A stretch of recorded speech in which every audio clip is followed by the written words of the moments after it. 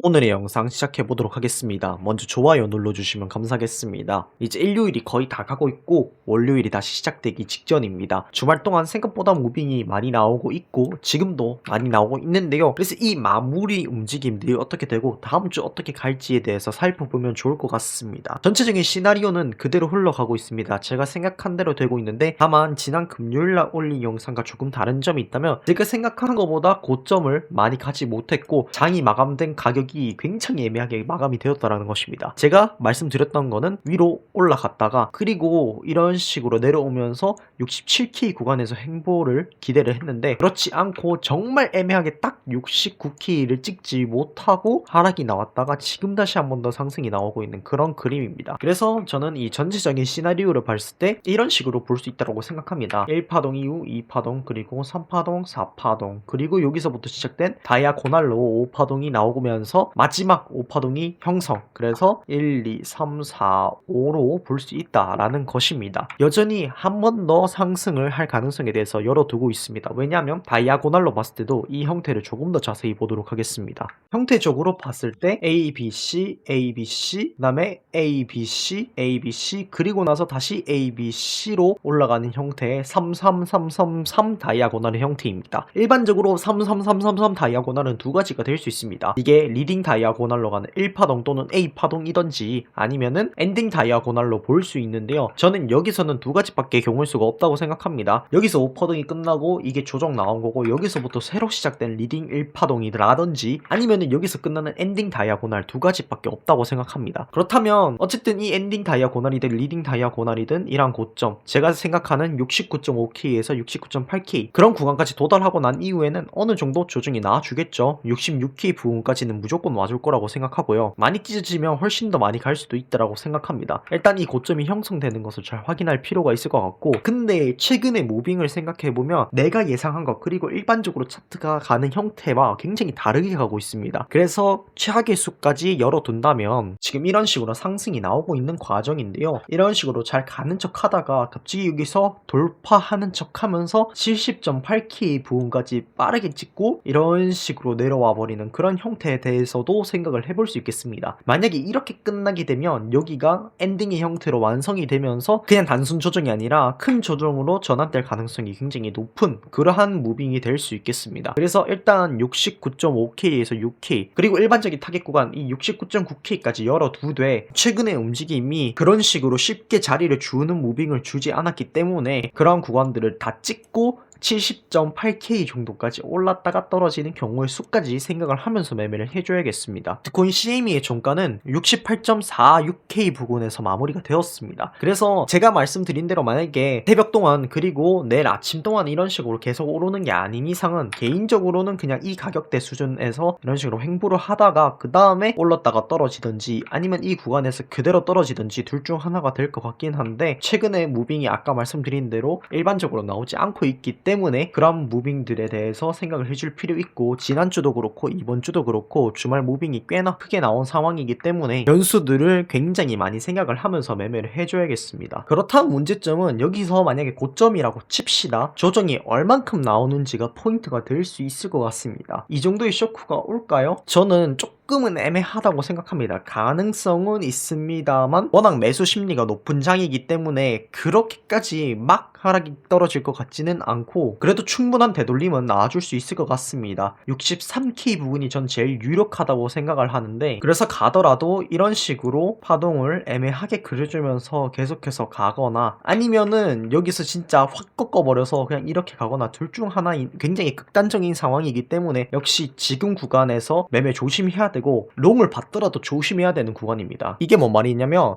이렇게 올랐는데 다음에 계속 또 오르지 않을까? 나 그럼 여기서 사야지 라고 했을 때 이런 식으로 찢겨버리면 답이 없다라는 말입니다. 그래서 포모를 느낄 구간이 아니라고 저는 생각하고 마음을 조금 더 잘 가다듬으면서 매매해야 하는 구간입니다. 롱칠 구간 아닙니다. 쇼칠 구간이라고 보기도 애매합니다. 제가 말씀드린 것처럼 이런 고점 구간 그리고 찢는 구간까지 확인을 하고 난 다음에 들어가도 먹을 자리는 상당히 많기 때문에 둘 다 들어갈 자리가 아닙니다. 명확하게 아닙니다. 단타적인 입장에서는 뭐 이런 구간을 보고 칠 수는 있겠습니다만 그것 또한 역시 위험한 자리고 리스크 관리를 확실히 해줘야 되는 자리이기 때문에 매매하기엔 적합하지 않다. 하지만 홀딩을 하고 있는 사람이라면 그런 부분에 대해서 생각을 해야 되고 비중을 덜어낸다든지 불타기 계획이라든지 가격이 변화했을 때 어떻게 매매를 할 것인가에 대한 대응, 그리고 숏을 친 사람들은 어떤 구간까지 내려올 수 있는지에 대한 정확한 고찰, 이런 것들이 확실히 필요한 시기가 아닌가라는 생각이 듭니다. 제가 만든 지표도 체크하고 넘어가면 좋을 것 같은데요. 일단 이 구간에서 매수 시그널 그리고 과열됨 시그널이 떴습니다. 그래서 그 이후에 상승하고 있는 모습이고 이때 이후로는 강세 다이버전스가 중첩이 되지 않고 있는 상황입니다. 이런 구간들에서 새롭게 강세 다이버전스들이 나타나줄 수 있는지 없는지 가격 변동에 따라서 확인을 해줄 필요가 있을 것 같습니다. 반대로 약세 다이버전스도 뜨지 않았기 때문에 이것이 약세로 이어진다라는 보장 또한 없습니다. 역시 계속해서 이런 지표들을 통해서 약세 시그널이 뜨고 그것이 컨펌이 되는지 확인해 줄 필요가 있겠습니다. 김봉으로 봤을 때는 이러한 구간에 중첩되어서 강세 다이버전스가 떴었습니다. 매력적인 저점 구간이 되었었다라는 것이죠. 그래서 어느 정도 반등이 나올 수 있음을 확인을 할 수 있었습니다. 그러나 이제부터 이런 식으로 가격이 진행이 되면서 더 크게 약세 다이버전스들이 쌓이는지 확인해 줄 필요가 있겠습니다. 이런 식으로 긴 구간에서 약세 다이버전스들이 쌓이게 되면 확실히 고점이라는 것을 확신할 수 있는 그런 구간들이 오기 때문에 그런 부분들을 체크를 하고 넘어가면 좋을 것 같습니다. 유료 지표들 체크하고 가도록 하겠습니다. 매물대 상당히 애매합니다. 위로 많이 걸린 것도 아니고 아래로 많이 걸린 것도 아닙니다. 근데 다시 미체결이 쭉쭉쭉 차고 있는 상황이라서 이 미체결이 어느 쪽으로 해소될지도 봐야 되고 이러한 매물대들이 점점 더 쌓여주는지 체크를 하면서 매매를 하는 게 상당히 중요할 것 같습니다. 비트맥스 매물대입니다. 여전히 매물대가 이때 이후로 들어오지 않고 있는 상황입니다. 비트맥스도 오픈 OI가 많이 빠졌었는데 다시 오르는 모습을 보여주고 있어서 상승으로서의 또다시 매수가 이어지고 있는 것이 아닌가라고 추측해 볼 수 있겠습니다. 바이낸스 현물 매물대입니다. 현물 매물대를 보면 조금